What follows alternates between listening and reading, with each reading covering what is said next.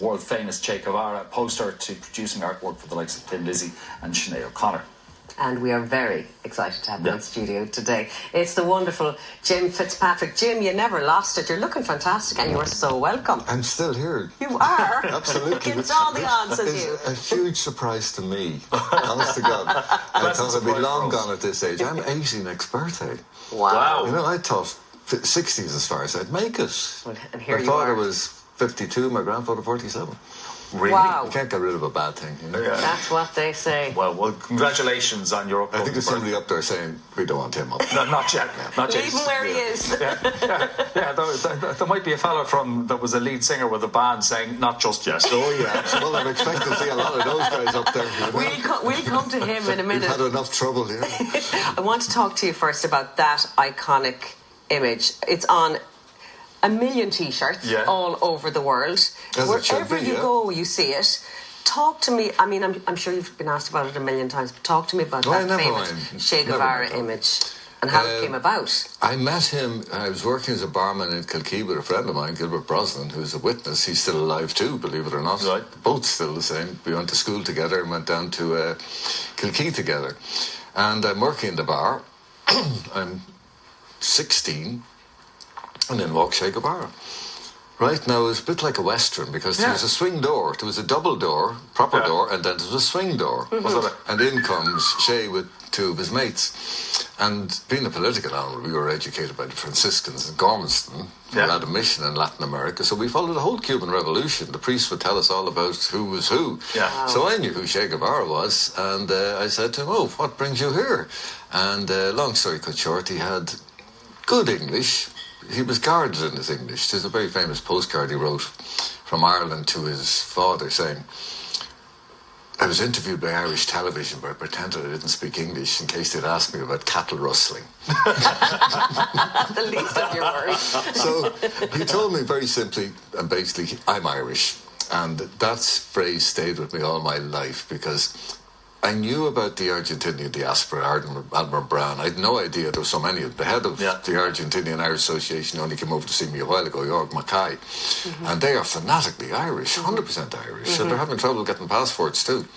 But anyway, Che came from a posh area of town. Was there a Galway connection? I hear that every once in a while. Galway and Cork. Yeah. He told me Galway and Cork, but Galway have grabbed them and run with it. And we're not letting it go. It's like the way Ballina has grabbed by. You have it in one. There's County Loud. Ballina gets challenge. Yeah, absolutely. But Mayo for Sam, but there you go. I'd love to see them win something in my lifetime. Even though I'm a Clare man. Yeah. They just got the league. So we won't talk about won the league a few weeks ago. ago. I want to be All Ireland. They have to win an All Ireland, for God's sake. You know? Back to Che. Anyway, Che. I followed his career from that point on. Then he disappeared. They said Castro had murdered him. All the Western press was saying he's been assassinated. Before he left for Bolivia, he stopped by in the White House in Limerick. He stopped in Shannon. And he had a lock-in overnight with the brother of Commander Cienfuegos. Now, I wasn't there for that. That's not part of my story. That's Arthur Quinlan, who wrote the whole story in the Limerick Leader. And that was the last time he was seen, you have to remember. That was his wake. Yeah. Because then he went to Bolivia and disappeared. You know? Wow. Amazing man, and I'm very proud that I've recorded his life because I was so outraged, I don't want to give a big lecture, on the manner of his murder. He's a prisoner of war, that I decided, no, they're not disappearing him. Yeah. And when you're young, you're presumptuous. I thought, no, I'll make sure he is remembered. And it worked. It's certainly my surprise and amazement. And we see it everywhere. You didn't claim copyright on it. You released it to the world. I grandly announced in the evening press that I was making this copyright free for the masses.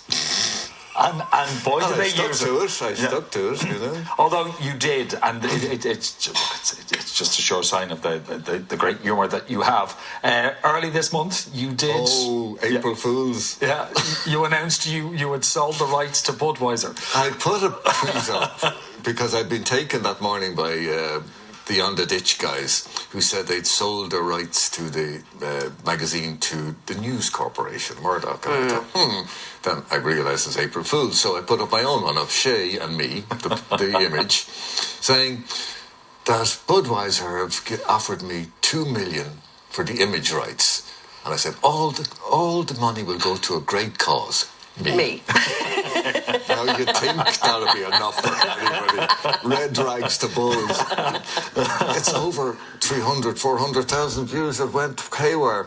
And then another guy on the net, who I don't know, did an image of me with a Budweiser necklace, the Che logo over his hat. Yeah.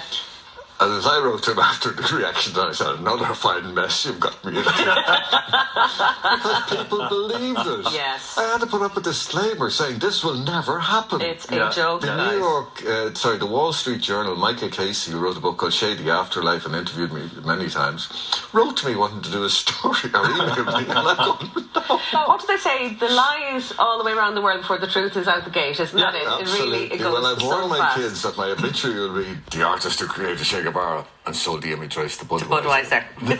So we're going from beer to whiskey. Talk to me about this collaboration. This is Black Rose Irish Whiskey by West Cork Distillery. I don't know if the camera can pick it up, so you'll get there. Okay, Grant. Okay, I'm proud to be involved in this one because Sarah and Kathleen, the family, are all involved. They originated the whole idea with Joey from the company, and they went to great trouble to produce, not far from here, in a very high-tech printing work I didn't know existed, that I'm praising non-stop, watershed.